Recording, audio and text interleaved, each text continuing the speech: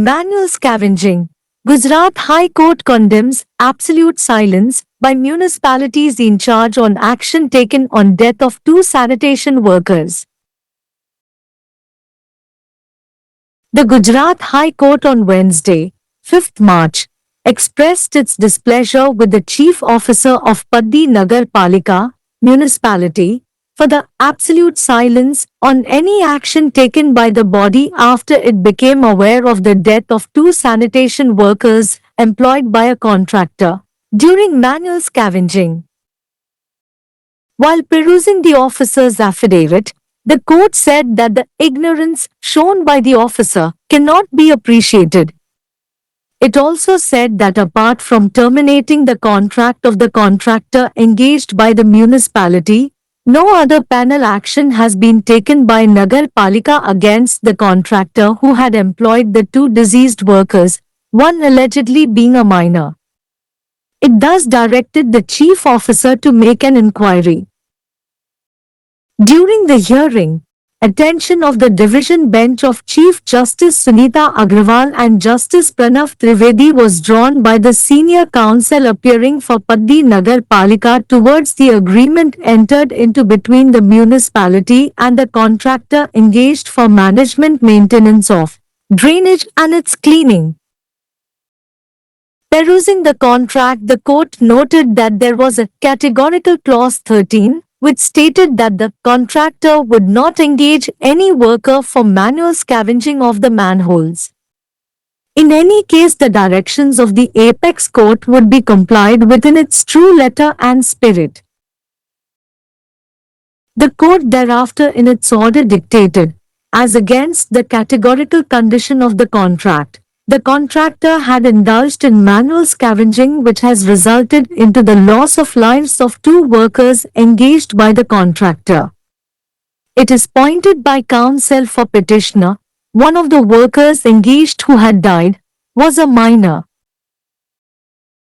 The court noted that the chief officer in charge of the municipality had in his affidavit stated that on account of wrongful action of contractor, notices have been issued calling upon the contractor to show cause why the contract be not terminated and further compensation to family of deceased be not realized from him. The court thereafter directed the chief officer in charge of Paddi Nagar Palika to look into the entire required and further make an inquiry as to how and in what manner the engagement of workers was done by contractor and whether payment of due wages was being made by not.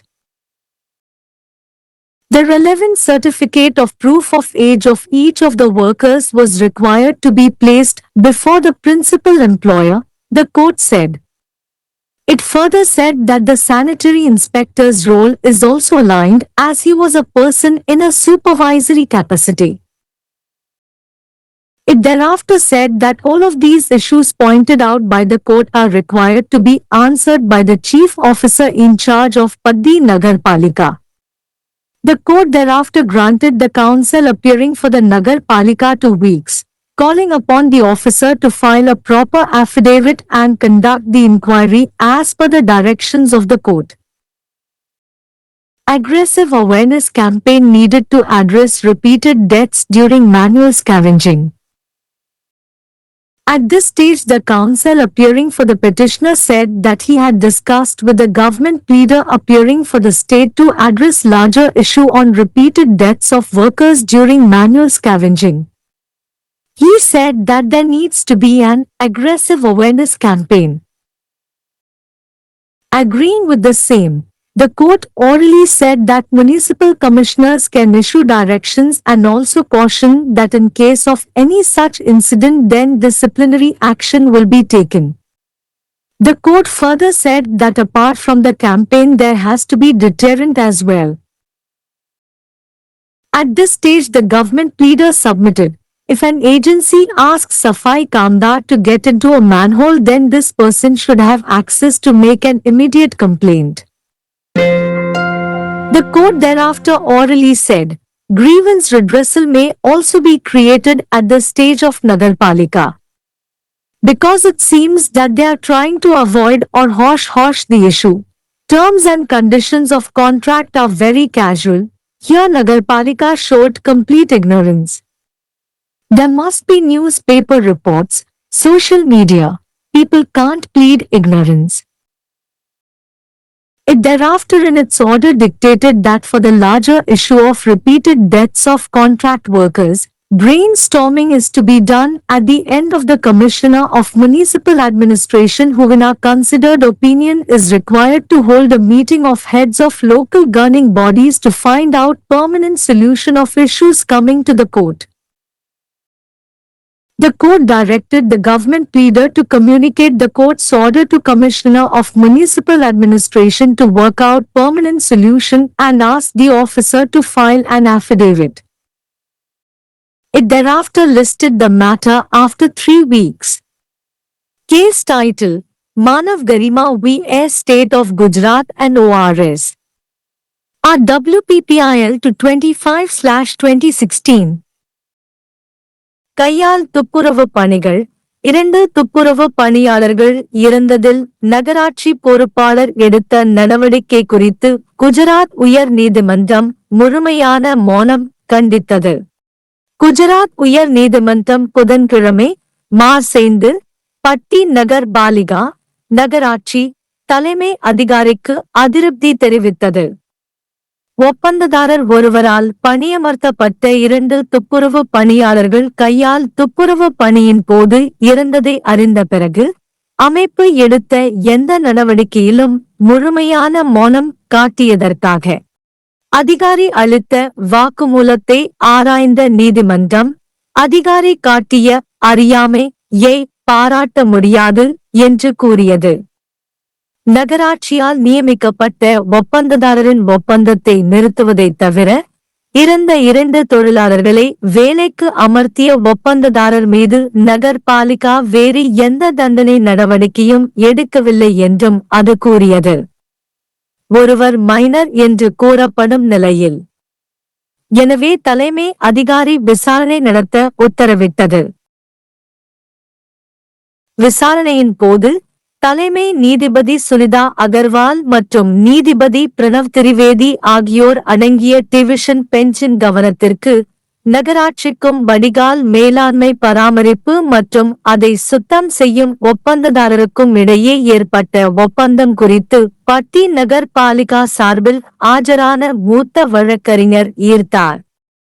ஒப்பந்தத்தை ஆராய்ந்த நீதிமன்றம் ஒப்பந்ததாரர் எந்த தொழிலாளியையும் மனிதனால் கழிவுகளை அகற்றுவதற்கு ஈடுபடுத்த மாட்டார்.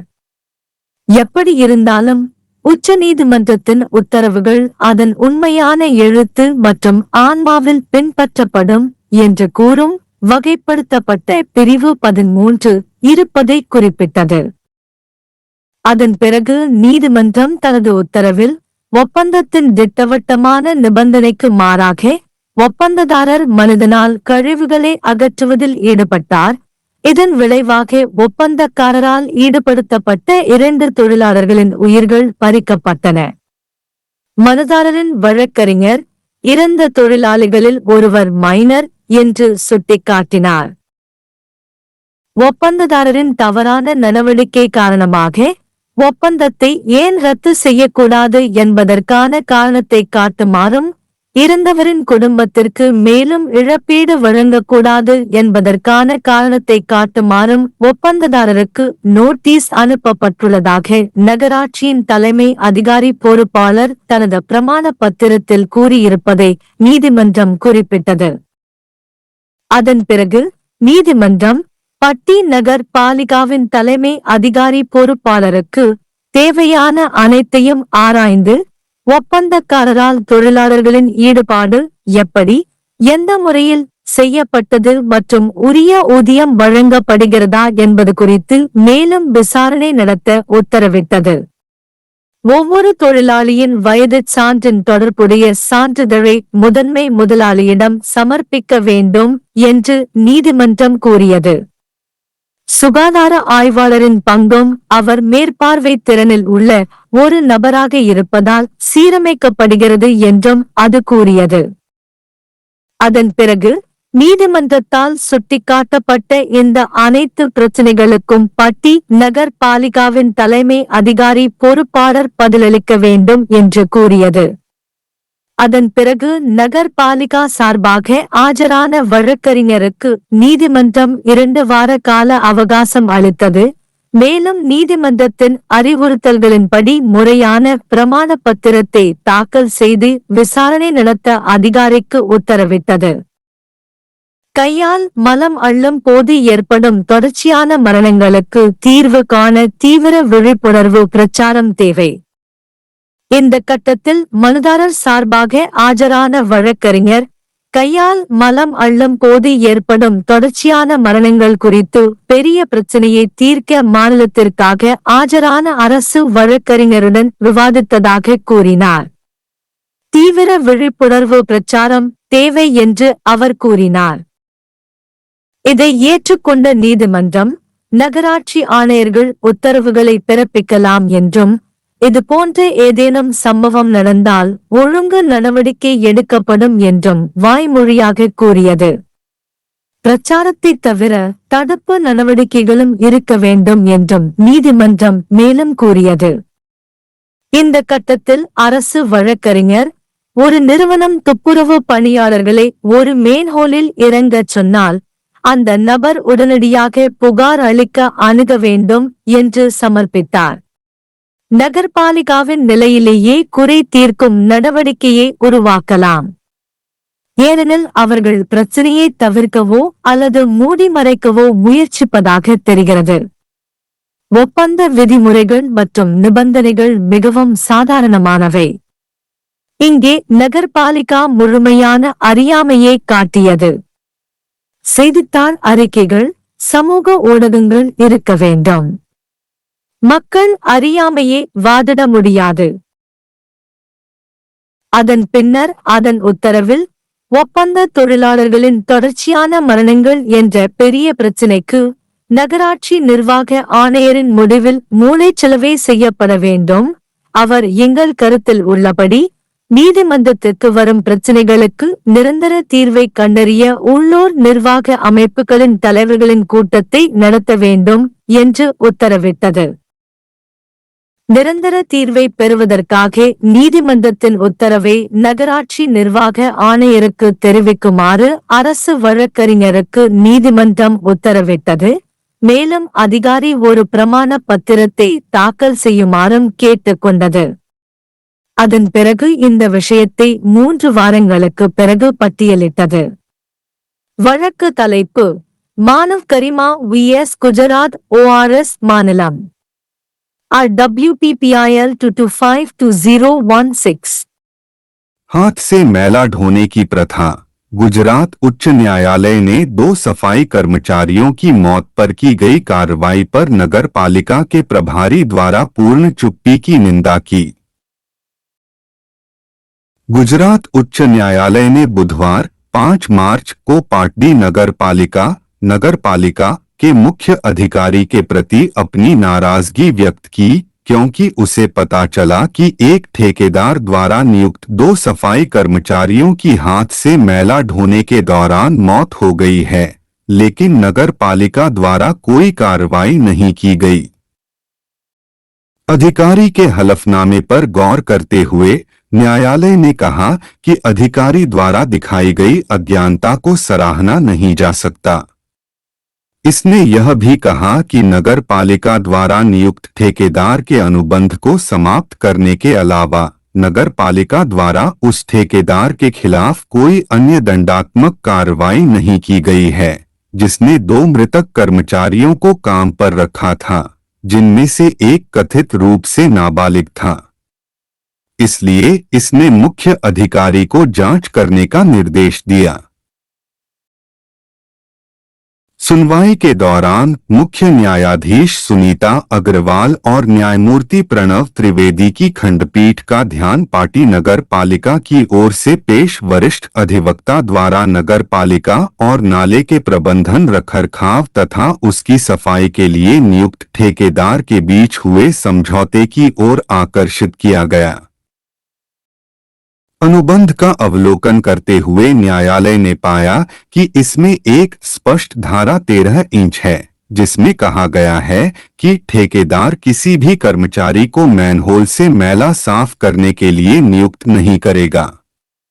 किसी भी मामले में सर्वोच्च न्यायालय के निर्देशों का अक्षरशः पालन किया जाएगा। इसके बाद न्यायालय ने अपने आदेश में कहा, अनुबंध की स्पष्ट शर्त के विपरीत ठेकेदार ने मैला साफ करने का काम किया, जिसके परिणामस्वरूप ठेकेदार द्वारा नियुक्त 2 कर्मचारियों की जान चली गई। याचिकाकर्ता के अधिवक्ता ने बताया कि नियुक्त कर्मचारियों में से एक की मृत्यु हो गई, जो नाबालिग था। न्यायालय ने पाया कि नगर पालिका के मुख्य अधिकारी प्रभारी ने अपने हलफनामे में कहा था कि ठेकेदार की गलत कार्रवाई के कारण ठेकेदार को कारण बताने के लिए नोटिस जारी किए गए हैं कि क्यों न अनुबंध समाप्त कर दिया जाए और मृतक के परिवार को उससे अतिरिक्त मुआवजा क्यों न वसूला जाए। इसके बाद न्यायालय ने पाटडी नगर पालिका के मुख्य अधिकारी प्रभारी को निर्देश दिया कि वे सभी आवश्यक मामलों की जांच करें और आगे की जांच करें कि कैसे और किस तरीके से ठेकेदार द्वारा श्रमिकों की नियुक्ति की गई और क्या देय मजदूरी का भुगतान नहीं किया जा रहा था। न्यायालय ने कहा, प्रत्येक श्रमिक की आयु के प्रमाण का प्रासंगिक प्रमाण पत्र मुख्य नियोक्ता के समक्ष प्रस्तुत किया जाना आवश्यक था।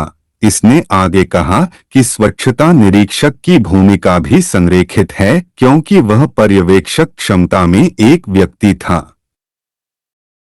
इसके बाद न्यायालय ने कहा कि न्यायालय द्वारा बताए गए इन सभी मुद्दों का उत्तर पाटडी नगर पालिका के मुख्य अधिकारी प्रभारी को देना आवश्यक है। इसके बाद न्यायालय ने नगर पालिका की ओर से पेश हुए वकील को 2 सप्ताह का समय दिया और अधिकारी से उचित हल्फनामा दाखिल करने तथा न्यायालय के निर्देशों के अनुसार जांच करने को कहा। हाथ से मैला ढोने के दौरान बार बार होने वाली मौतों को संबोधित करने के लिए आक्रामक जागरूकता अभियान की आवश्यकता है। इस स्तर पर याचिकाकर्ता की ओर से पेश हुए वकील ने कहा कि उन्होंने राज्य की ओर से पेश हुए सरकारी वकील से हाथ से मैला ढोने के दौरान श्रमिकों की बार बार होने वाली मौतों के बड़े मुद्दे को संबोधित करने के लिए चर्चा की है।